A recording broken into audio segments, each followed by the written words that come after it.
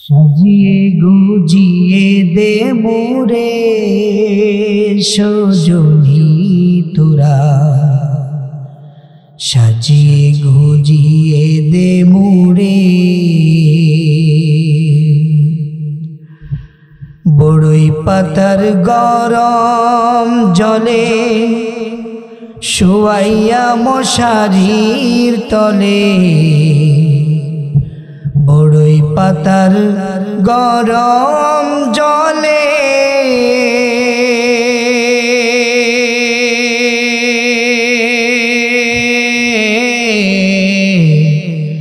বড়ই পাতার গরম জলে শোয়াইয়া মশারির তলে।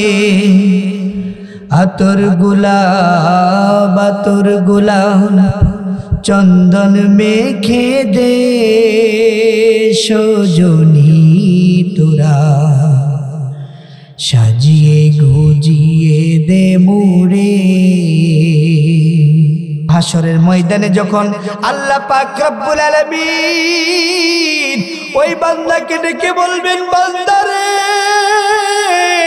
যা যা তুই জাহান্নামে চলে যা, ওই বান্দা এত জোরে স্পিডে দৌড় দিবে, আমার আল্লাহ তার স্পিড দেখে তাকে থামায় দেখেন, বান্দা থাম থাম থাম, এদিকে আয় এদিকে আয় এদিকে আয়। তুই জানোস বান্দা জাহান্নামে কি হয়?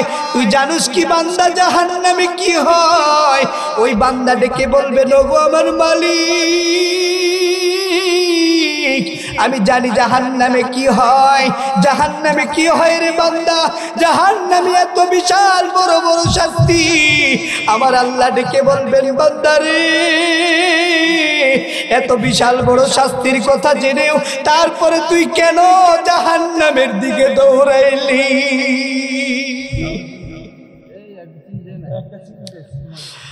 ওই বান্দা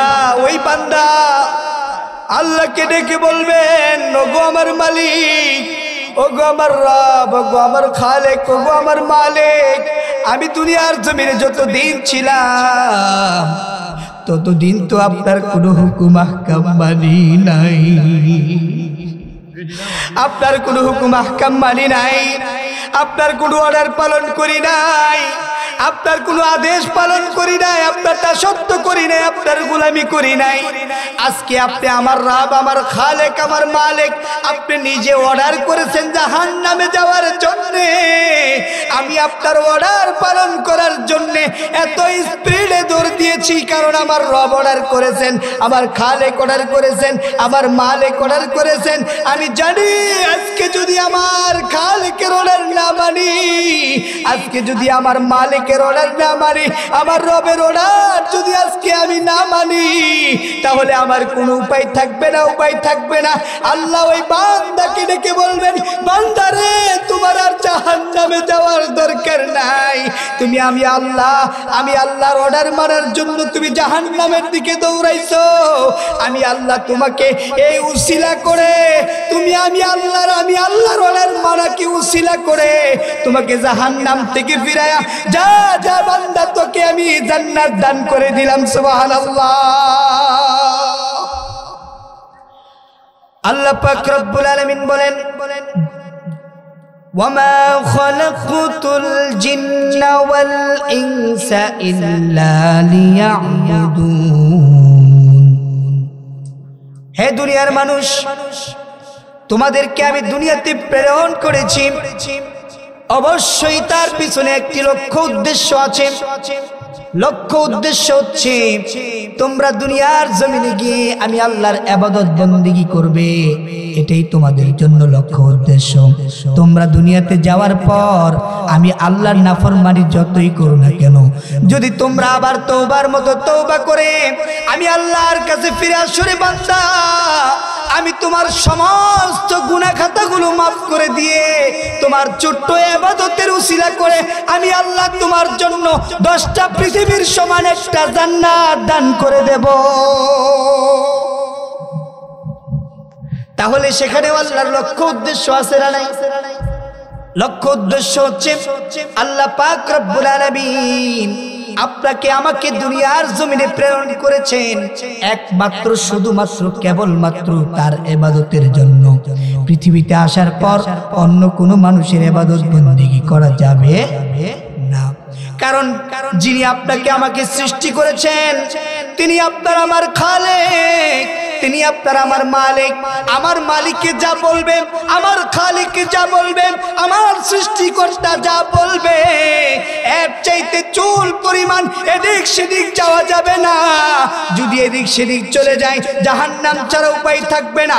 আর যদি আমরা আল্লাহর কথা মতো চলতে পারি, আল্লাহর গোলামি করতে পারি, আল্লাহর দাসত্ব করতে পারি, আল্লাহর নবীকে নিজের জীবনের আদর্শ বানাতে পারি, কাল কিয়ামতের ময়দানে লক্ষ কোটি মানুষের সামনে আল্লাহ পাক রব্বুল আলামিন আপনাকে আমাকে আহলান সাহলান মারহাবান তাইয়িবান স্বাগতম জানিয়ে জান্নাতের ভিতরে প্রবেশ করায় দিবেন। সুবহানাল্লাহ। এই জন্য প্রিয় ভাইরা আমার, প্রত্যেকটা মানুষের লক্ষ্য উদ্দেশ্য থাকা যায়। আমরা নামাজ পড়বো আল্লাহকে পাওয়ার জন্য, রোজা রাখবো আল্লাহকে পাওয়ার জন্য, আমরা হজ করব আল্লাহকে পাওয়ার জন্য, যাকাত দেব আল্লাহকে পাওয়ার জন্য, ইবাদত বন্দেগী করব আল্লাহকে পাওয়ার জন্য। আল্লাহকে পাওয়ার উদ্দেশ্যে যদি আপনার আমার জীবনের সব কর্ম পরিচালিত হয়, তাহলে কাল কিয়ামতের ময়দানে আমার আল্লাহ কঠিন ময়দানে আপনাকে ভুলে যাবে না।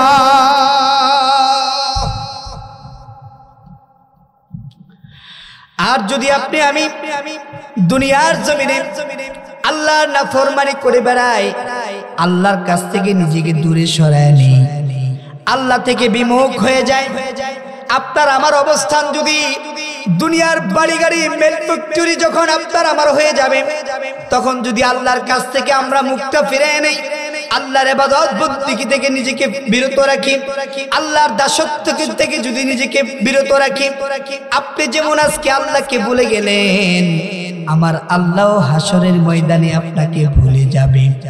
আপনি যদি দুনিয়াতে শত কষ্ট করেও আল্লাহকে স্মরণ রাখেন, আমার আল্লাহ কাল কিয়ামতের ময়দানে লক্ষ কোটি মানুষের সামনে আপনাকেও স্মরণ রাখবে। সুবহানাল্লাহ। কিভাবে স্মরণ রাখবে? বুখারী শরীফ থেকে একটি হাদিস আপনাদের সামনে উপস্থাপন করছি। কাল কিয়ামতের ময়দানে এক ব্যক্তিকে বলা হবে, তার নাম ধরে ডেকে বলবেন, অমুক তুমি জাহান্নামে চলে যাও। ওই ব্যক্তি আল্লাহর অর্ডার শুনে জাহান্নামের দিকে এত দ্রুত দৌড় দিবেন, এত স্পিডে দৌড় দিবেন, আল্লাহ তার দৌড়ানোর স্পিড দেখে আল্লাহ তাকে থামিয়ে দিবেন, হে বান্দা থাম থাম থাম, এদিকে আসো। ওই বান্দা ফিরে আসবে, আল্লাহ তাকে জিজ্ঞেস করবেন, হে বান্দা, তোমাকে আমি জাহান্নামে যাওয়ার জন্য অর্ডার করেছি, তুমি কেন জাহান্নামের দিকে, জাহান্নামের কথা শুনে এত স্পিডে দৌড় দিয়েছো? তুমি কি জানো জাহান্নামে কি হয়? ওই বান্দা ডেকে বলবেন, আল্লাহ, আমি জানি জাহান্নামে কি হয়। যখন ওই বান্দা এই কথা বলবেন, আল্লাহ পাক রব্বুল আলামিন তাকে বলবেন, জাহান্নামে কি হয় রে বান্দা, কি হয় বল।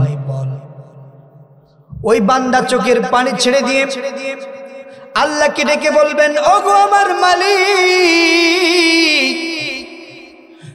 জাহান্নামে উত্তপ্ত আগুনের শাস্তি রয়েছে, বিশাল বড় বড় অজগর সাপ দিয়ে দংশন করানো হবে, বিশাল বিশাল শাস্তির ব্যবস্থা রাখা হচ্ছে। আল্লাহ পাক রব্বুল আলামিন ওই বান্দাকে ডেকে বলবেন, বান্দারে, এত এত শাস্তির কথা জানার পরেও তুই কেন এত স্পিডে দৌড় দিলি? এটা কি মনে প্রশ্ন জাগে না? আপনাকে আমাকে যদি কেউ বলে আগুনের মধ্যে ঝাঁপ দাও, আপনি কি আমি ঝাঁপ দেব? আপনি আমি কি ঝাঁপ দেব? না, কারণ আপনি আমি তো জানি আগুনের মধ্যে ঝাঁপ দিলে কি হয়। আগুনে যদি আপনি আমি ঝাঁপ দেই তাহলে আমরা পুড়ে যাব। এখন যদি দেখেন সামনে একটা বড় বিপদ, বিপদ থাকা সত্ত্বেও যদি কেউ আপনাকে বলে যাও তুমি সেদিকে দৌড়ে যাও, আপনি কি সেই বিপদ জানা সত্ত্বেও সেখানে যাবেন? যাবেন যাবেন যাবেন যাবেন না। আপনাকে যদি কেউ বলে ওইখানে একটা বিশাল বিশাল একটি সাপ দেখেছি, পানার সাপ দেখেছি, যাও তুমি সেখানে গিয়ে সাপটা ধরে নিয়ে আসো, আপনি জানা সত্ত্বে জেনে শুনে কখনো কি সেই সাপটাকে ধরতে যাবেন নাকি? কারণ আপনি জানেন ওই সাপটাকে ধরতে গেলে সাপ আমাকে দংশন করতে পারে, সাপ আমাকে সবল দিতে পারে, ওই সাপ আমাকে আক্রমণ করতে পারে। ওই সাপ যদি আমাকে আক্রমণ করে সবল দেয়, দংশন করে, তাহলে আমি মারা যেতে পারি। আপনি জানেন আগুনে ঝাঁপ দিলে আপনি পুড়ে যাবেন, আপনি সেই জানা সত্ত্বেও আপনি আগুনের মধ্যে ঝাঁপ দিতে যাবেন না, সাপটাকেও ধরতে যাবেন না। কারণ সাপ ধরতে গেলে সাপে যদি সফল দেয় আপনি মারা যাওয়ার সম্ভাবনা আছে না নাই? আগুনের মধ্যে ঝাঁপ দিলে আপনার শরীর দেহ পুড়ে ছারখার হয়ে যাওয়ার সম্ভাবনা আছে না নাই? সামনে বিশাল বড় গুহা দেখেছেন, জেনে শুনে সেই গুহার ভিতরে পড়ে গেলে আপনি মারা যাওয়ার সম্ভাবনা আছে। এই কথা জানার পরেও কি আপনি সেই গুহার দিকে লাগ দিবেন? যাবেন না, যাবেন না। কারণ জানেন আপনি সেখানে গেলেও মারা যাওয়ার সম্ভাবনা আছে। কিন্তু হাসরের ময়দানে যখন আল্লাহ পাক রব্বুল আলামিন ওই বান্দাকে ডেকে বলবেন, বান্দারে যা যা তুই জাহান্নামে চলে যা, ওই বান্দা এত জোরে স্পিডে দৌড় দিবে, আমার আল্লাহ তার স্পিড দেখে তাকে থামায় দেখেন, বান্দা থাম থাম থাম, এদিকে আয় এদিকে আয় এদিকে আয়। তুই জানোস বান্দা জাহান্নামে কি হয়? তুই জানোস কি বান্দা জাহান্নামে কি হয়?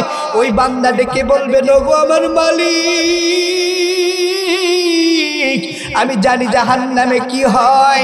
জাহান্নামে কি হয় রে বান্দা? জাহান্নামে এত বিশাল বড় বড় শাস্তি। আমার আল্লাহ ডেকে বলবেন, বান্দা রে এত বিশাল বড় শাস্তির কথা জেনেও তারপরে তুই কেন জাহান্নামের দিকে দৌড়াইলি?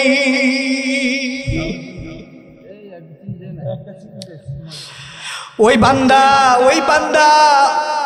আল্লাহকে ডেকে বলবেন, ওগো আমার মালিক, ওগো আমার রব, ওগো আমার খালেক, ওগো আমার মালিক, আমি দুনিয়ার জমিনে যতদিন ছিলাম ততদিন তো আপনার কোনো হুকুম আহকাম মানি নাই, আপনার কোনো হুকুম আহকাম মানি নাই, আপনার কোনো অর্ডার পালন করি নাই, আপনার কোনো আদেশ পালন করি নাই, আপনার দাসত্ব করি নাই, আপনার গোলামি করি নাই। আজকে আপনি আমার রব, আমার খালেক, আমার মালিক, আপনি নিজে অর্ডার করেছেন জাহান্নামে যাওয়ার জন্য। আমি আপনার অর্ডার পালন করার জন্য এত স্পিডে দৌড় দিয়েছি, কারণ আমার রব অর্ডার করেছেন, আমার খালেক অর্ডার করেছেন, আমার মালিক অর্ডার করেছেন। আমি জানি আজকে যদি আমার খালেকের অর্ডার না মানি, আজকে যদি আমার মালিকের অর্ডার না মানি, আমার রবের অর্ডার যদি আজকে আমি না মানি, তাহলে আমার কোনো উপায় থাকবে না, উপায় থাকবে না। আল্লাহ ওই বান্দাকে ডেকে বলবেন, বান্দারে তোমার আর জাহান্নামে যাওয়ার দরকার নাই। তুমি আমি আল্লাহর অর্ডার মানার জন্য তুমি জাহান্নামের দিকে দৌড়াইছো। আমি আল্লাহ তোমাকে এই উসিলা করে, তুমি আমি আল্লাহর অর্ডার মানাকে উসিলা করে তোমাকে জাহান্নাম থেকে ফিরায়া যা যা বান্দা, তোকে আমি জান্নাত দান করে দিলাম। সুবহানাল্লাহ।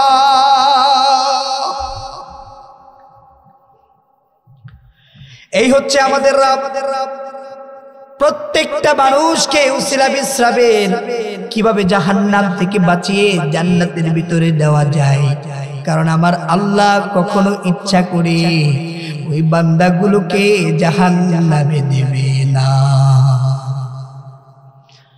অনেক আউশের বান্দা, একটু তাকায় দেখেন চেহারাটার মধ্যে, তাকায় দেখেন আল্লাহ কত সুন্দর করে স্ট্রাকচার তৈরি করে বানিয়েছেন। এত সুন্দর স্ট্রাকচার তৈরি করে আল্লাহ পাক রব্বুল আলামিন তার বান্দাকে বানাইছেন জাহান্নামে দেওয়ার জন্য নাকি? জাহান্নামে দেওয়ার জন্য আল্লাহ তার বান্দাদেরকে তৈরি করে নাই। কিন্তু দুনিয়াতে যারা এত সংখ্য অগণিত আল্লাহর নিয়ামত পাওয়ার পরেও, আল্লাহর রহমত পাওয়ার পরেও, আল্লাহর বরকত পেয়েও যারা আমার আল্লাহকে ভুলে যায়, আমার মালিককে যারা ভুলে যায়, কাল হাসরের ময়দানে ওই সমস্ত বান্দাদেরকে আল্লাহ জাহান্নামে দিতে এক বিন্দু পরিমাণ কোনো চিন্তা করবেন না। কারণ আপনারা তো দুনিয়াতে আল্লাহকে মানেন নাই, আল্লাহকে ভয় করেন নাই, আল্লাহর হুকুম আহকাম মানেন নাই, যার কারণে আল্লাহ আপনাদেরকে আখিরাতের ময়দানে ভুলে যাবে। আখিরাতের ময়দানে যদি আপনাকে আমাকে আল্লাহ তাআলা ভুলে যায়, আল্লাহ তাআলা যদি বলে ফেরেশতাদেরকে, ও ফেরেশতারা ধরো তাকে শক্ত করে, খুযুহু ফাগুল্লু সুম্মাল জাহিমা সাল্লু, খুযুহু ফাগুল্লু সুম্মাল জাহিমা সাল্লু, ধরো তাকে শক্ত করে নিক্ষেপ করো জাহান্নামের ভিতরে। আল্লাহ যদি অর্ডার করে দেয়, পৃথিবীর কোনো ধনাঢ্য ব্যক্তি যত বড় শক্তিশালী হোক না কেন, যত বড় ক্ষমতাশীল হোক না কেন, যত বড় অর্থশীল হোক না কেন, যত বড় সম্পদশালী হোক না কেন, কেউ সেদিন আল্লাহর অর্ডার থেকে এক চুল পরিমাণ বাঁচতে পারবে না। এই জন্য প্রিয় ভাইরা আমার, দুনিয়াতে আল্লাহ পাক রব্বুল আলামিন তার বান্দাদেরকে পাঠিয়েছেন, একটা লক্ষ্য উদ্দেশ্য আছে না নাই? একটু জোরে কর না। লক্ষ্য উদ্দেশ্য আছে? উদ্দেশ্য কি? উদ্দেশ্য কি? আল্লাহ তাআলার ইবাদত বন্দেগী করা। আল্লাহর ইবাদত ব্যতীত আর কারো কোনো ইবাদত বন্দেগী করা যাবে না। একটু জিকির করেন, লা ইলাহা, জোরে, লা ইলাহা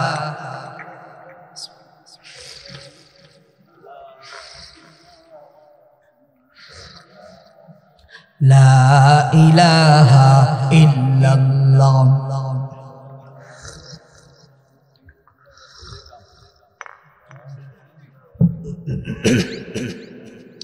লা ইলাহা ইল্লাল্লাহু মুহাম্মাদুর রাসূলুল্লাহ সাল্লাল্লাহু আলাইহি ওয়াসাল্লাম। বলছিলাম প্রিয় ভাইরা আমার, আল্লাহ পাক রব্বুল আলামিন আপনাকে আমাকে দুনিয়াতে প্রেরণ করেছেন একটা লক্ষ্য উদ্দেশ্য দিয়ে। সেই লক্ষ্য উদ্দেশ্যটা হচ্ছে আল্লাহ পাকের ইবাদত বন্দেগী করা, ঠিক কি না? এবার আপনাকে আমাকেও একটা লক্ষ্য উদ্দেশ্য বানাতে হবে। আল্লাহ তো একটা লক্ষ্য উদ্দেশ্য বানালেন আপনাকে আমাকে তার ইবাদত বন্দেগী করা, তাই না? কিন্তু আপনার আর আমার একটা লক্ষ্য উদ্দেশ্য থাকা দরকার আছে না নাই? দেখি কে বলতে পারেন আপনার আমার লক্ষ্য উদ্দেশ্য কি? মাশাআল্লাহ, মাশাআল্লাহ, বারাকাল্লাহ, হায়াকাল্লাহ, শাফাকাল্লাহ। আল্লাহ তাআলা ওনার হায়াতের মধ্যে বারাকা দান করে আমরা সবাই পড়ি আমিন। আমাদের লক্ষ্য উদ্দেশ্য থাকতে হবে কোথায়?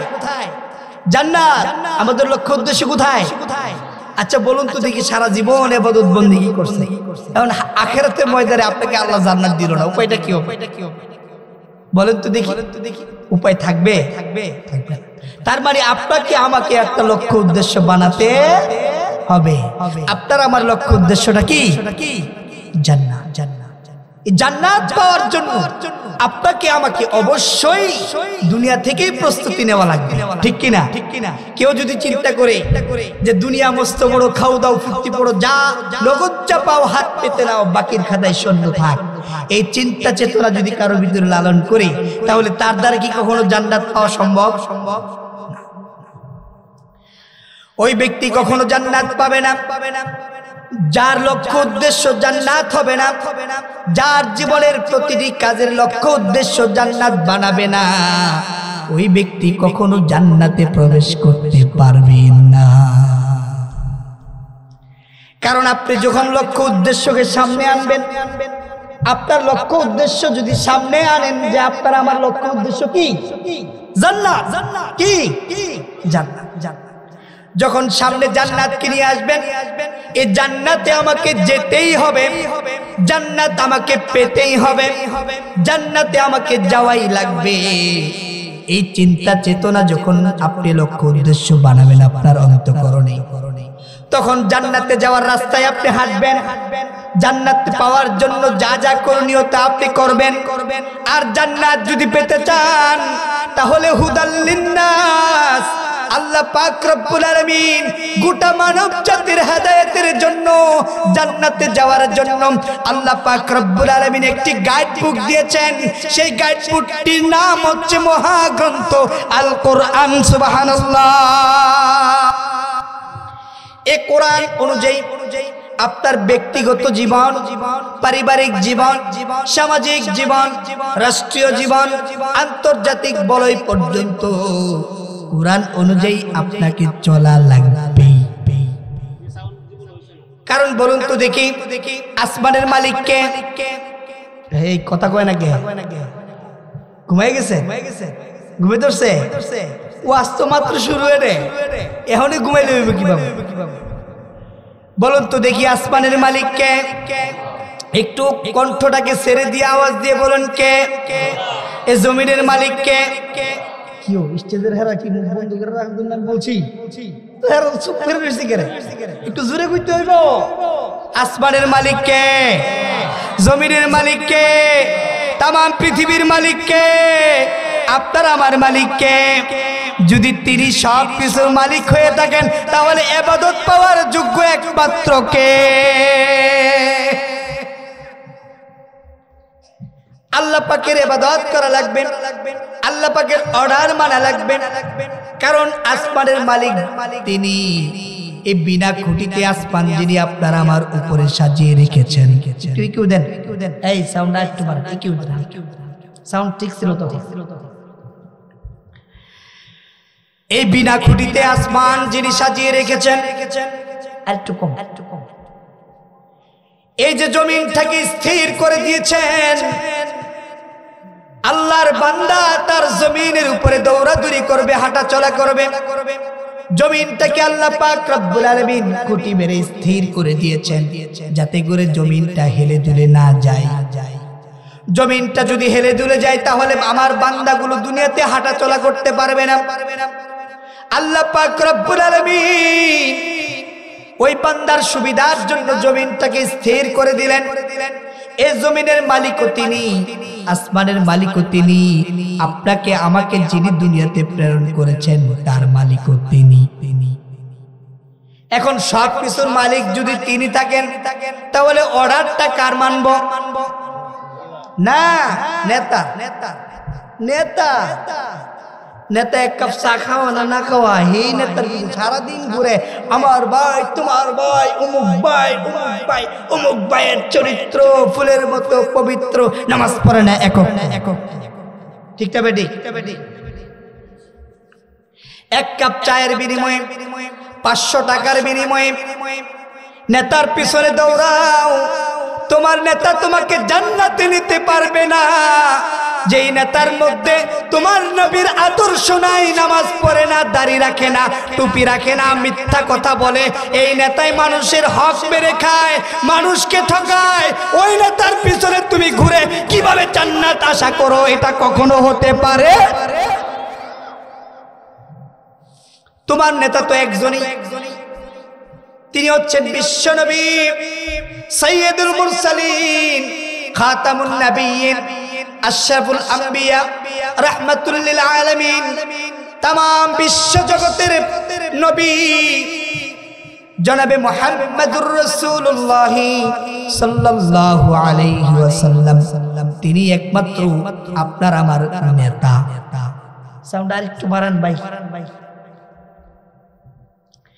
তিনি একমাত্র আপনার আমার নেতা। দুনিয়ার কোন নেতার আদর্শ আমরা মানতে পারি না। যদি কোন দুনিয়ার কোন নেতার আদর্শ আপনি আমি ফলো করি, আপনি আমি যদি দুনিয়ার কোন নেতাকে মানি, তাহলে সেই নেতার পিছনে ঘুরে ঘুরে জাহান্নাম ছাড়া উপায় থাকবে না। কারণ আমরা দেখি আমাদের সামনে আমার নেতা, তোমার নেতা, সেই ব্যক্তি দিনে 100টা মিথ্যা কথা বলে, আর কত মানুষের হক মেরে খায়, একজনের সাথে আরেকজনকে লাগায় টাকা কামায়। তোরে মেম্বার বানায় দিব 2 লাখ টাকা দিস, তোরে চেয়ারম্যান বানায় দিব 10 লাখ টাকা দিস, তোরে উপজেলা চেয়ারম্যান চেয়ারম্যান বানায় দিমু, 10-20 লাখ টাকা দিস, আছে না নাই? এই যে নেতার পিছনে দৌড়াচ্ছে, অথচ আপনার আমার মালিক তো তারা নয়। আপনার আমার মালিক যিনি, তার ইবাদত করা দরকার আছে না নাই? আমরা ফেসবুকে এখন অনলাইনে সব কিছু ওপেন দেখতে পাই। গত পরশুদিন এক ভিডিও দেখলাম, এক লোক আফসোস করে বলতেছে, জীবনে অমুক নেতার নাম যত পরিমাণ নিয়েছি, যদি এই নামগুলো আমার আল্লাহকে ডাকতাম তাহলে আল্লাহ আমাকে অবশ্যই জান্নাত দিয়ে দিতেন। আফসোস করে বলতেছে, হয়তোবা কোনো পদ পায় নাই বা নমিনেশন পায় নাই, এমন ভাবে বলতেছে এই নেতার নাম অমুক নেতার নাম অমুক নেতার নাম যত পরিমাণ জপেছি জীবনে, যদি এত পরিমাণ আমার রবকে ডাকতাম, আমার আল্লাহকে ডাকতাম, আমার আল্লাহ আমার প্রতি খুশি হয়ে যেতে।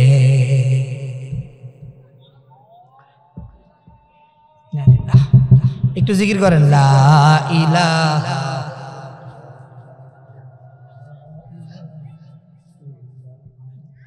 লা ইলাহা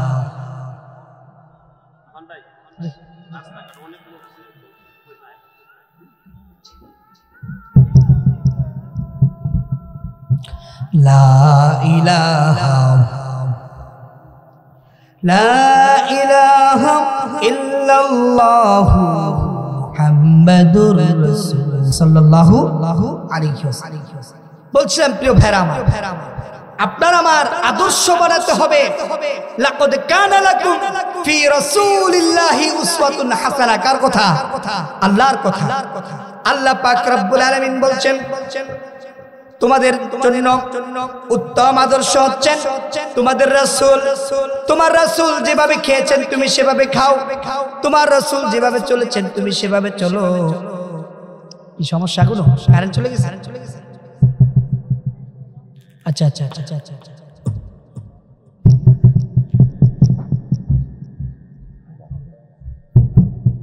আলহামদুলিল্লাহ।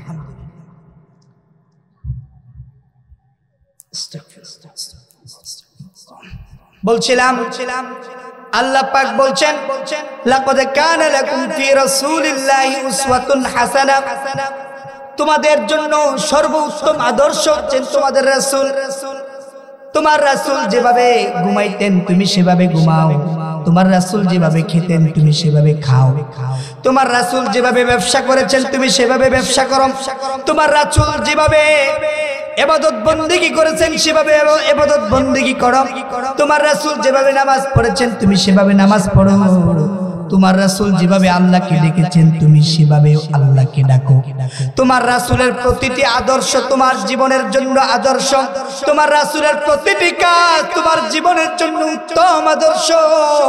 আল্লাহর রাসূলের আদর্শের উপরে পৃথিবীর জমিনে আর একজনের আদর্শ হতে পারে না।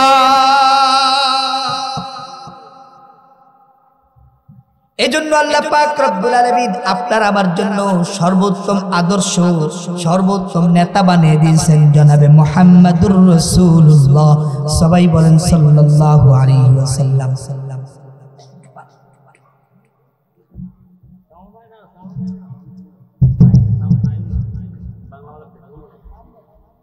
এখন আপনার আমার আদর্শ যদি রাসূল হয়, রাসূলকে আমরা কত জায়গায় মানি। এখন যদি আমার ডানে বামে সামনে পিছনে রাসূলের পূর্ণাঙ্গ আদর্শ যদি আমি আপনাদের মাঝে খুঁজতে থাকি, দেখা যাবে একটা আদর্শ মানলে বাকি 5টাই পরিত্যাগ করে দিলেন। এমন একজন নয়, দুইজন নয়, অসংখ্য অগণিত মানুষকে পাওয়া যাবে, ঠিক কিনা? এখন বলুন তো দেখি, যে ব্যক্তি রাসূলের আদর্শ মানে না সেই ব্যক্তিও নিজেকে মুসলমান দাবি করে কি করে না? যেই নবীর আদর্শ মানে না ওই ব্যক্তি ওই নবীকে নিজের বিশ্ব নবী, নিজের নবী দাবি করে কি করে না? যাকে আপনি নবী দাবি করছেন, যার আদর্শ মানার কথা ছিল তার আদর্শ পরিত্যাগ করে আপনি যদি ওই নবীকে নিজের নবী বলে দাবি করেন, ওই নবীর আদর্শ আপনি না মেনে ওই নবীকে যদি আপনি বলেন সুপারিশ করার জন্য, ওই নবী কি আপনাকে কোনোদিন সুপারিশ করবে নাকি? অথচ প্রত্যেকটা মানুষকে যখন কবরের মাটির ভিতরে শুয়ে আসে তখন আমরা সবাই পড়ি বিসমিল্লাহি ওয়ালা মিল্লাতি রাসূলিল্লাহ। রাসূলের মিল্লাতের উপরে উঠায় দিয়ে গেলাম, রাসূলের আদর্শের উপরে উঠায় দিয়ে গেলাম, রাসূলের গাড়ির মধ্যে উঠায় দিয়ে গেলাম। এখন রাসূল যদি বলে তোমাকে আমার গাড়ির মধ্যে উঠাবো না, কারণ তুমি তো আমার আদর্শ মানো নাই, তুমি তো আমার চরিত্র গঠন করো নাই, তুমি তো আমাকে ফলো করো নাই, তুমি 500 টাকার বিনিময়ে সারাদিন তোমার দুনিয়ার নেতার পিছনে দৌড়াইছো। যাও যাও তোমার ওই নেতার গাড়ির মধ্যে উঠো, ওই নেতা নিজেরই পায়ের তলায় মাটি নাই, আপনাকে কিভাবে ওই গাড়ির মধ্যে উঠাবে? ওই নেতার নিজের তো গাড়ি নাই, উঠাবে কিভাবে? অতএব আপনি আমি যদি আপনার আমার লক্ষ্য উদ্দেশ্য যদি জান্নাত বানাতে চাই তাহলে অবশ্যই নবীর জীবনের প্রতিটি আদর্শ মানা দরকার আছে না না? নবীর আদর্শ মানতে হবে। এখন নবীর আদর্শ কি, নবীর চরিত্র কি? নবীর গোটা জীবনের চরিত্র হচ্ছে মহাগ্রন্থ আল কোরআন। হযরত আয়েশা রাদিয়াল্লাহু তাআলা আনহাকে এক সাহাবী জিজ্ঞেস করলেন, আম্মাজান আয়েশা রাদিয়াল্লাহু তাআলা আনহাকে প্রশ্ন করলেন, আম্মাজি রাসূলের আদর্শ সম্পর্কে আপনি আমাদেরকে কিছু বলবেন নাকি? রাসূলের চরিত্র সম্পর্কে আপনি আমাদেরকে কিছু বলবেন কি? আয়েশা রাদিয়াল্লাহু তাআলা আনহা বললেন, তোমরা কি কোরআন পড়ো না, কোরআন বুঝো না? বলে, হ্যাঁ আম্মাজি কোরআন পড়ি, কোরআন বুঝি। তাহলে ওই কোরআন বুঝার মধ্যে রাসূলের আদর্শ খুঁজে পাবা। গোটা কোরআনটাই রাসূলের আদর্শ দিয়ে তৈরি। সুবহানাল্লাহ। এখন আমরা যারা নিজেকে মুসলমান দাবি করছি, আমরা তো কোরআন তেলাওয়াত, কোরআন বুঝবো তো দূরের কথা, কোরআন তেলাওয়াত বিশুদ্ধভাবে পারি না। অথচ আল্লাহ পাক বলেছেন, যালিকাল কিতাবু লা রাইবা ফীহি হুদাল লিল মুত্তাকিন। এই কোরআন আপনাকে হেদায়েতের গ্রন্থ, এই কোরআন হেদায়েতের পথ আপনার আমার জন্য। সেই কোরআনকে আমরা কোরআন পড়তে জানি না, কোরআনের অর্থ বুঝবো কেমনে? কোরআন শুধু পড়ার জন্যই আসে নাই, বরং কোরআন আপনার প্রতিটি কাজে মানার জন্য এসেছে, ঠিক কিনা?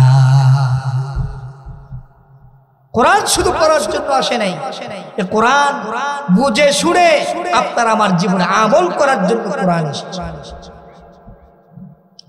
অত্যন্ত আফসোস লাগে, দুঃখ লাগে, ভারাক্রান্ত হৃদয় নিয়ে বলছি, কোরআনের তেলাওয়াত আছে কিন্তু কোরআনের কোনো আইন নাই। কোরআনের তেলাওয়াত আছে, কোরআনের কোনো আইন বাস্তবায়ন নাই। ইসলামের নাম আছে কিন্তু ইসলামের কোনো আদর্শ এই জমিনে বাস্তবায়ন নাই। এই জন্য আল্লাহর নবী 1450 বছর আগেই বলে গিয়েছেন, ইউশিকু আইয়া আলান নাসি জামান লা ইয়াবকা মিনাল কুরআনি ইল্লা রাসূলুন ওয়া লা ইয়াবকা মিনাল কুরআনি ওয়া লা ইয়াবকা মিনাল ইসলামি ইল্লা ইসমুহু। এমন একটি জামানা আসবে যেই জামানায় কোরআনের তেলাওয়াত থাকবে, অক্ষর থাকবে, কিন্তু কোরআনের কোনো আইন এই জমিনে বাস্তবায়ন থাকবে না। এমন একটা জামানা আসবে যে জামানায় ইসলামের নাম থাকবে কিন্তু ইসলামের কোনো ভিত্তি এই জমিনে কায়েম থাকবে না। মাসাজিদুহুম আমিরাতুন, মসজিদগুলো জাঁকজমকপূর্ণ থাকবে, চাকচিক্যময়পূর্ণ মসজিদ থাকবে, মসজিদ পড়া মুসল্লি থাকবে, ওয়াহিয়া খারাবুম মিনাল হুদা, কিন্তু একজনও হেদায়েত প্রাপ্ত হবে না। নাউজুবিল্লাহ। এখন বলুন তো দেখি, আমাদের সমাজে মসজিদ নিয়ে প্রতিযোগিতা আছে না নাই? একটু জোরে আওয়াজ দিয়ে বল, আছে না নাই? কার মসজিদ থেকে কার মসজিদ সুন্দর হতে পারে, ঠিক না বেটি? কেউ যদি অমুক জায়গায় একটা সুন্দর মসজিদ বানায়, ওই লোকটাও এসে স্বপ্ন দেখে আমার এলাকায় এক চাইতে সুন্দর মসজিদ বানাবো। অথচ নিজে নামাজ পড়ে না, নিজের দাড়ি নাই, রাসূলের আদর্শ নাই, ইসলামের কোনো হুকুম আহকাম মানে না, ওই ব্যক্তিও স্বপ্ন দেখে মসজিদ বানাবো, চাকচিক্যময়পূর্ণ মসজিদ বানাবো, তৈরি করাবো। হ্যাঁ করেন, কোনো অসুবিধা নাই। আল্লাহর ঘর যত সুন্দর হতে পারে ততই ভালো, ততই ভালো। কিন্তু যারা বানাবেন এবং এর ভিতরে যারা নামাজ পড়বেন তাদের ঈমানটাও খাঁটি হওয়া দরকার আছে না নাই? এখন আপনি মসজিদে গিয়ে মসজিদ নির্মাণ করবেন, আবার সুদের মধ্যে টাকা লাগাইবেন, নিজে সুদ খাইবেন, ঘুষ খাইবেন, ঘুষের টাকা দিয়ে মসজিদ বানাবেন। একটা নয়, দুইটা নয়, 100 নয়, 1000 নয়, 1 কোটি মসজিদ বানালেও আপনার কপালে জান্নাত জুটবে না।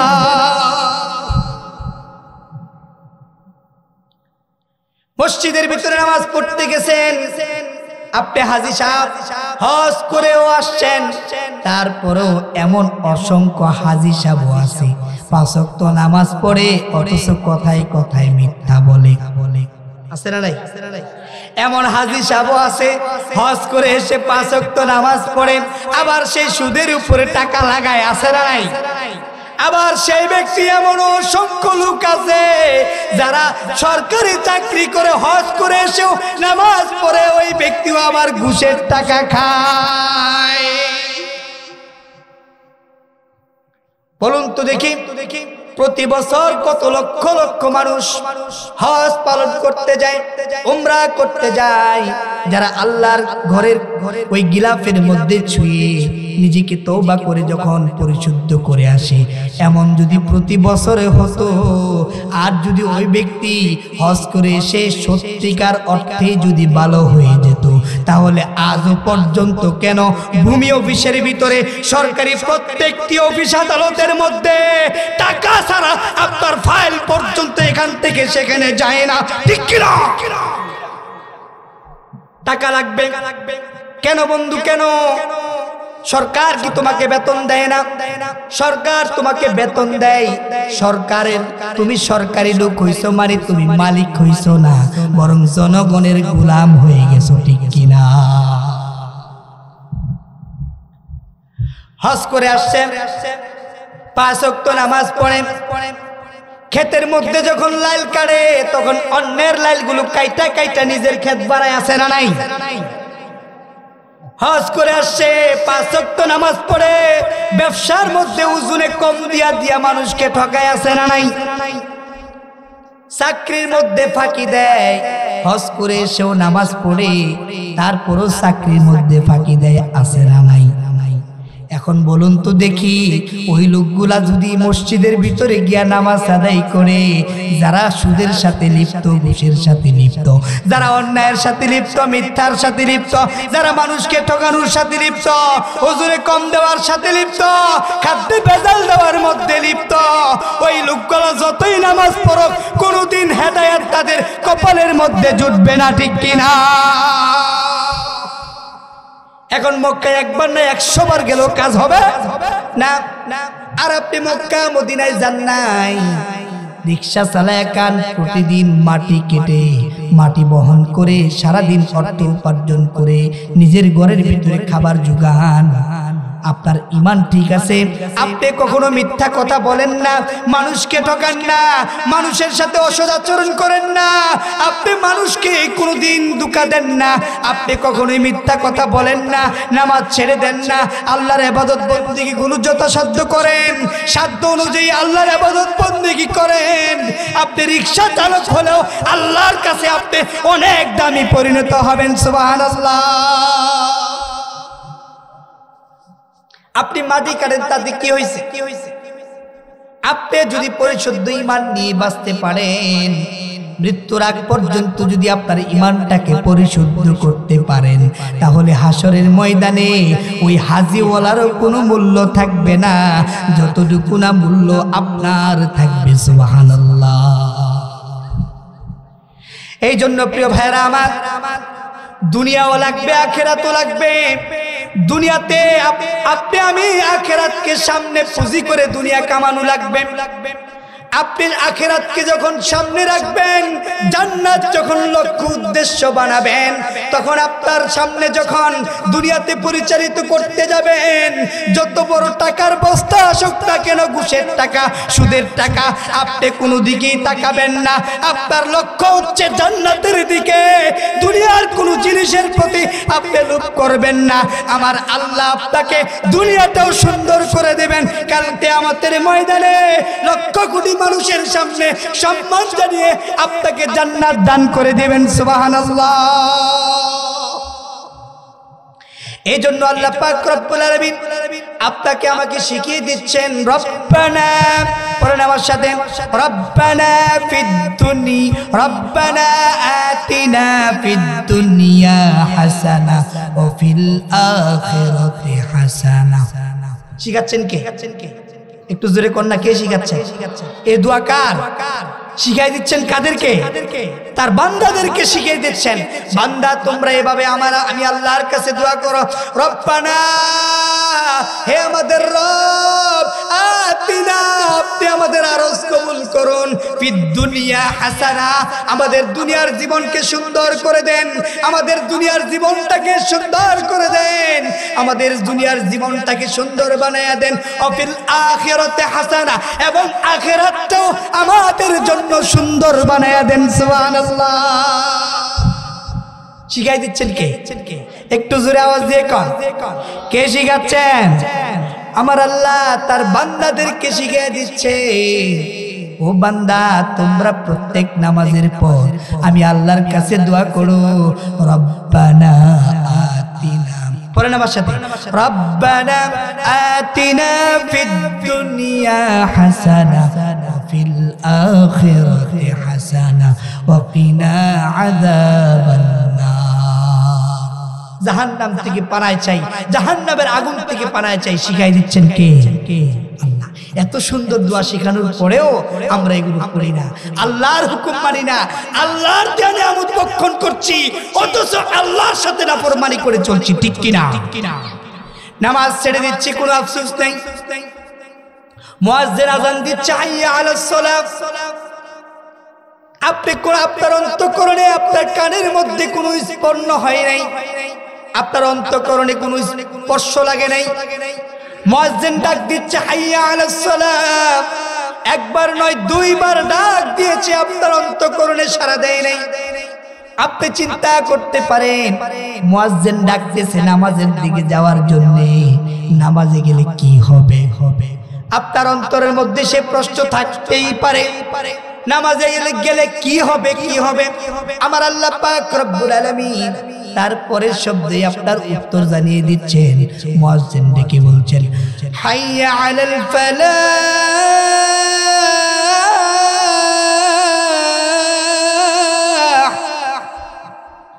মুয়াজ্জিন ডেকে বলছেন, ও মানুষেরা, তোমরা যদি মসজিদে আসো, নামাজের দিকে আসো, আল্লাহ পাক রব্বুল আলামিন তোমার ভাগ্যের মধ্যে তোমার কল্যাণ দান করে দেবেন। সুবহানাল্লাহ।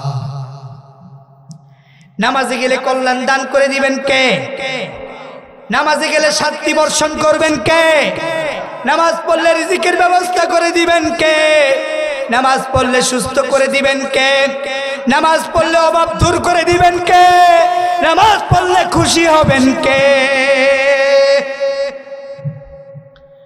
আল্লাহর জন্য যদি এই কাজগুলো আমরা করতে পারি, তাহলে আপনার আমার যখন মৃত্যু সংঘটিত হয়ে যাবে, আমার আল্লাহ পাক বলছেন, ওই মানুষগুলা যখন মৃত্যুবরণ করবে, রাসূল সাল্লাল্লাহু আলাইহি ওয়াসাল্লাম বলেন, তুহফাতুল মুমিনিল মাউত, মুমিন ব্যক্তির জন্য মৃত্যু একটি উপহার, সৌরভ। সুবহানাল্লাহ কইতেন না? এই আরো জোরে কোন না সুবহানাল্লাহ। সুবহানাল্লাহ কইতে কি কাল লাগে? একটু জোরে কোন সুবহানাল্লাহ। আল্লাহু আকবার, আল্লাহু আকবার, আল্লাহু আকবার। আমার আল্লাহ ডেকে বলছেন, তুহফাতুল মুমিনিল মাউত, মুমিনদের জন্য মৃত্যুটা একটি উপহার, সৌরভ। এই মুমিন যদি নিজের ঈমানকে পরিশুদ্ধ করে মৃত্যুবরণ করতে পারে, তাহলে ওই মুমিনের জন্য মৃত্যুটা একটা উপহার। যেমনি ভাবে দুনিয়ার কোন মানুষ প্রতিযোগিতায় যদি ফার্স্ট সেকেন্ড থার্ড হয় তাহলে তাকে ভালো মানের পুরস্কৃত করা হয়, ঠিক কিনা? ঠিক মুমিন ব্যক্তির জন্য মৃত্যুটা একটা উপহার মনে হবে। তার কোনো কষ্ট হবে না, তাকে আরাম আয়েশে ফেরেশতারা সুন্দর করে আজরাইল এসে তার জানটাকে কবজ করে নেওয়া হবে। তার কোনো কষ্ট হবে না, তার কাছে আনন্দ মনে হবে, কারণ তার সারাটা জীবন আল্লাহর জন্য কাটিয়ে দিয়েছেন। সুবহানাল্লাহ। এখন আপনি যদি চিন্তা করেন আমি মৃত্যুবরণ করব না, তাহলে আল্লাহ আমাকে কিভাবে ধরবেন? এটা বলার কোনো সুযোগ নাই, কারণ ফেরাউন, নমরুদ, হামান, সাদ্দাত, বড় বড় কাফেরদের লিডার কেউ বাঁচতে পারে নাই। কুল্লু নাফসিন যায়কাতুল মাউত, কুল্লু নাফসিন যায়কাতুল মাউত। আল্লামা ইকবাল বলেন, আল মাউতু কাসিম কুল্লু নাসিন শারিবুন, আল মাউতু কাসিম কুল্লু নাসিন শারিবুন, মাউতু কাসিম কুল্লু নাসিন দাখিলুন। মৃত্যু থেকে যতই পালাইবার চেষ্টা করবে, মৃত্যু তোমাকে পাকড়াও করবে। মৃত্যুর সময় যখন হয়ে যাবে, মৃত্যু থেকে তুমি বাঁচতে পারবে না। আল্লাহ পাক রব্বুল আলামিন বলেন, আইনামা তাকুনু ইউদরিকুমুল মাউত ওয়ালাউ কুনতুম ফি বুরুজিম মুশাইয়াদা। তোমরা যদি মৃত্যু থেকে বাঁচার জন্য সুদৃঢ় দুর্গের ভিতরে অবস্থান করো না কেন, তোমার মৃত্যুর যদি সময় হয়ে যায় তাহলে তোমাকে সেখানেই মৃত্যু পাকড়াও করে ফেলবে। এখন বন্ধুরা আমার, চোখটা বন্ধ করে অন্তরটাকে আল্লাহমুখী করে একটু নিজেকে মৃত্যুর কথা স্মরণ করান। আপনার আমার মা বাবা, দাদা দাদি, নানা নানি, শ্বশুর শাশুড়ি, আত্মীয় স্বজন, কত মানুষকে আমরা কবরস্থ করে দিয়ে এসেছি। আয় হায়, কেউ বাঁচতে পারে নাই, কেউ বাঁচতে পারে নাই। এখন তাদের জায়গাতে যদি নিজেকে একটু দাঁড় করে দেন, চোখটা বন্ধ করেন বাবা, চোখটা বন্ধ করেন, আপনার অন্তরটাকে আল্লাহমুখী করেন, নিজের মাথাটাকে মাটির নিচে করেন, মাটির দিকে করে চোখটা বন্ধ করেন, আল্লাহর দিকে একটু মুতাওয়াজ্জহ হয়ে নিজের মৃত্যুর কথা স্মরণ করেন। আপনি যখন মৃত্যুবরণ করবেন, আপনার পাড়া প্রতিবেশীরা সবাই আসবে আপনাকে গরম পানি দিয়ে, গরম জল দিয়ে আপনাকে গোসল করাইতে, বড়ই পাতার গরম জল দিয়ে আপনাকে গোসল করাবে। সবাই ধরে গোসল করাইয়া 3 টুকরা সাদা কাপড় পরিধান করাইয়া দিবে। আপনার যখন মৃত্যু হয়ে যাবে, ঘরের ভিতরে আপনার মা বাবা, বউ, স্ত্রী, পুত্র, ছেলে মেয়ে কেউ আপনাকে ঘরের ভিতরে তুলবে না। সবাই আপনাকে দূর দূর করে তাড়িয়ে দিবে। সবাই বলবে তাড়াতাড়ি মাটি কবরস্থ করে দাও, তাড়াতাড়ি কবরস্থ করে দাও। সবাই গোসল দিয়ে দিবে। গোসল দিয়া যখন আপনাকে আমাকে 3 টুকরা সাদা কাপড়ের কাপড় পরাইয়া খাটের মধ্যে শুয়াইয়া যখন 4 জনে কাঁধে করে নিয়ে যাবে কবরের মধ্যে, আপনি চিৎকার করতে থাকবেন, চিৎকার করতে থাকবেন।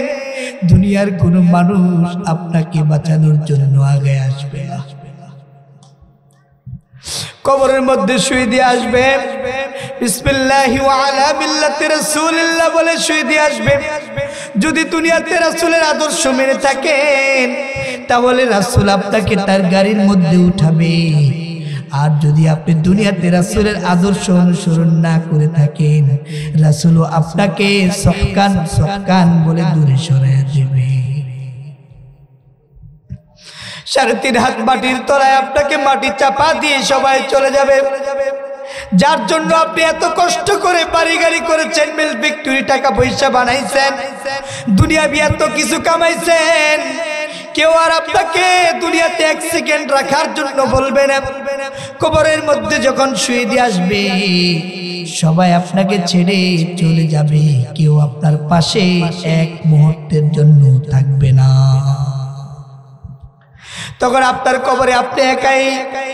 কবরের সব দরজা যখন বন্ধ করে দেওয়া হবে, আপনার কবরটা অন্ধকার হয়ে যাবে, একা একা পড়ে থাকবেন। মুনকার নাকির ফেরেশতা আসবে সওয়াল জবাবের জন্য। যদি জীবনে ভালো কোনো আমল করে থাকে, আপনার জন্য জান্নাতের গাড়ি রেডি থাকবে। আর যদি জীবনে ভালো আমল করতে না পারেন, আল্লাহর দেওয়া হুকুম যদি না মানতে পারেন, তাহলে আপনার জন্য জাহান্নামের শাস্তি শুরু হয়ে যাবে। যদি আপনি জান্নাতি হন, তাহলে তো আনন্দের শেষ নাই। আপনাকে জান্নাতের গাড়ি দিয়ে শো করে নিয়ে আরশে আজিমের ছায়াতলে স্থান দিয়ে দিবেন। আর যদি জাহান্নামী হয়ে যান, কবর থেকে আপনার জন্য জাহান্নামের শাস্তি শুরু হয়ে যাবে। জাহান্নামের সাথে আপনার কবরের মধ্যে একটি সুড়ঙ্গ তৈরি করে দেওয়া হবে। ওই সুড়ঙ্গ দিয়ে জাহান্নামের আগুনের সীসাগুলো, তপ্তগুলো, ওই সীসাগুলো আপনার কবরের মধ্যে পৌঁছতে থাকবে। চিৎকার করতে থাকবেন, কেউ আপনাকে বাঁচাইবার জন্য আসবে না, কেউ আসবে না, কেউ আসবে না। আপনার কবরের মধ্যে আপনি একাই একাই থাকবেন। আপনাকে একা একাই আল্লাহর কাছে জবাব দেওয়া লাগবে। আল্লাহর কাছে বেশি বেশি তওবা করুন, ইস্তেগফার পড়ুন। জীবনে যত গুনাহ করেছেন, অন্যায় করেছেন, অপরাধ করেছেন, মিথ্যা বলেছেন, মানুষকে ঠকাইছেন, আপনার ব্যবসার মধ্যে আপনি দুর্নীতি করেছেন, ওজনে কম দিয়েছেন, খাদ্যে ভেজাল দিয়েছেন, মানুষকে ঠকিয়েছেন, মানুষের সাথে খারাপ আচরণ করেছেন, মানুষকে কষ্ট দিয়েছেন, মানুষকে মেরেছেন, মানুষকে আত্মসাৎ করে খেয়েছেন, এমন যত অপরাধ করেছেন, সমস্ত অপরাধের জন্য আপনার জীবনের সমস্ত অপরাধগুলোকে গাঁঠুরি বানাইয়া আল্লাহর কাছে দুটি হাত তুলে তওবা করে ফিরে আসো রে বান্দা। আল্লাহর কাছে যদি তুমি ফিরে আসতে পারো, তাওবাতান নাসুহা পড়ে যদি তুমি আল্লাহর কাছে ফিরে আসতে পারো, আমার আল্লাহ তোমার জীবনের সব গুনাহ ক্ষমা করে তোমাকে মুমিনদের কাতারে তোমার নামটা লিখে দিবেন। সুবহানাল্লাহ। এই জন্য প্রিয় ভাইরা আমার, অবশ্যই আমাদের লক্ষ্য উদ্দেশ্য জান্নাত বানাতে হবে। জান্নাত যদি আপনার আমার লক্ষ্য উদ্দেশ্য বানায়া আমরা যদি জীবনকে পরিচালিত করতে পারি, তাহলে আপনার আমার জন্য দুনিয়ার সমস্ত লোভ লালসা ত্যাগ করে, আপনার আমার জন্য দুনিয়ার সব আরামায়েশ ত্যাগ করে জান্নাতকে লক্ষ্য উদ্দেশ্য বানাইয়া জান্নাতে যাওয়ার জন্য হাঁটবো। যদি হাঁটতে না পারি তাহলে বসে বসে যাব, যদি বসেও যেতে না পারি হামাগুড়ি দিয়ে হলেও জান্নাতে যাওয়া দরকার আছে না নাই? সবাই আমরা জান্নাতে যেতে চাই। জান্নাতে যাওয়ার জন্য জান্নাতের কাজ করা লাগবে। জান্নাতের কাজ কি? আল্লাহর জমিনে এসে আল্লাহর দেওয়া দ্বীনকে বিজয় করা, আল্লাহর ইবাদত বন্দেগী করা, আল্লাহর হুকুম আহকাম মানা, ঠিক কি না? এখন আল্লাহর হুকুম আহকাম কি? আল্লাহ বলছেন ইনিল হুকমু ইল্লা লিল্লাহ, আমি আল্লাহর যত হুকুম আছে সব কিছু তোমরা মানবে। আলা লাহুল খালকু ওয়াল আমর, সৃষ্টি যার, আইন চলবে একমাত্র কার। আমরা তো আল্লাহর আইন মানি না। আল্লাহর আইনের কথা বললে কিছু কিছু মুনাফিক আছে, তাদের অন্তরে আগুন জ্বলে যায়। আল্লাহর হুকুম সব জায়গায় মানা লাগবে। আল্লাহর হুকুমের কথা বলতে গিয়ে যদি আপনার জেল হয়, জেলে যাওয়া লাগবে। আপনার আল্লাহর হুকুমের কথা বলতে গিয়ে যদি ফাঁসির কাস্টে ঝোলা লাগে, ঝোলা লাগবে।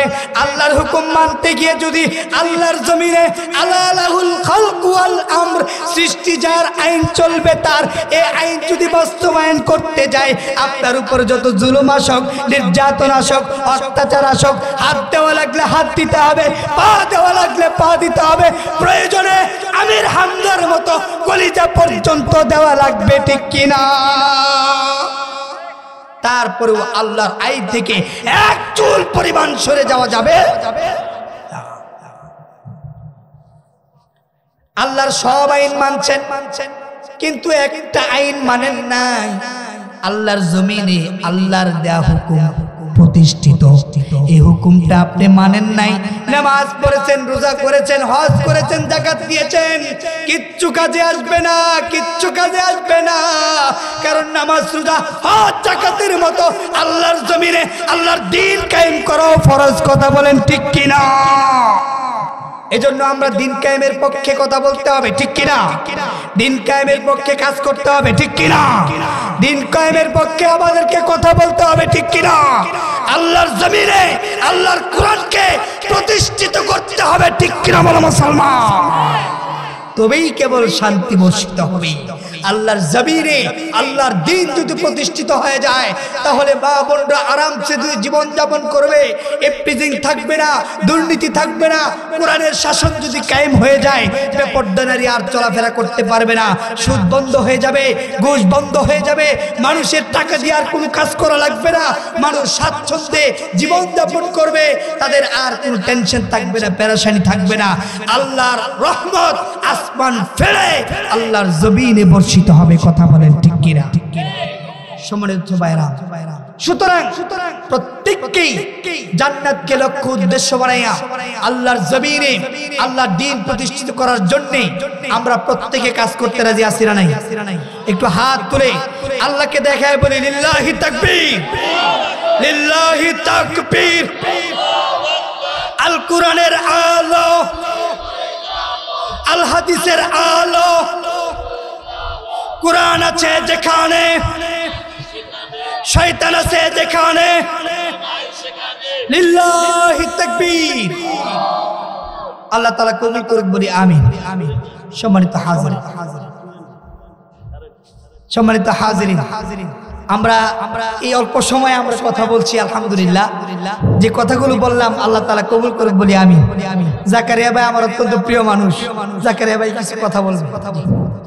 সম্মানিত উপস্থিতি, আমরা প্রতি বছরের নেই এবারও ইসলামী মহাসম্মেলনের আয়োজন করেছি।